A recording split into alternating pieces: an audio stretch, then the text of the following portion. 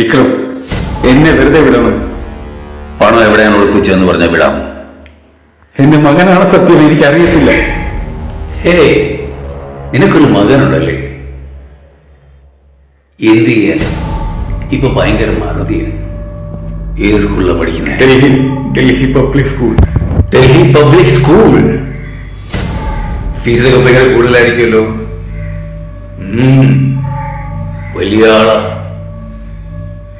Just imagine, രാവിലെ കൃത്യം 7 മണിക്ക് ബൈ ഡാഡി എന്ന് പറഞ്ഞ് സ്കൂളിൽ പോയ മകൻ 4 മണിയായിട്ടും വന്നില്ല, 5 മണിക്കും വന്നില്ല, 6 മണിയായിട്ടും വന്നില്ല. കൃത്യം 7 മണിയായപ്പോൾ ഒരു കോൾ വരുന്നു.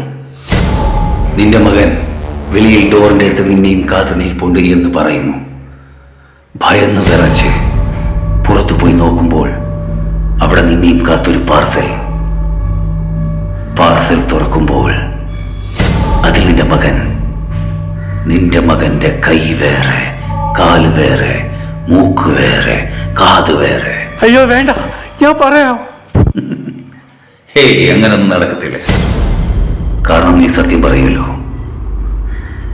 പറയത്തില്ലേ? പറയാം. Very good.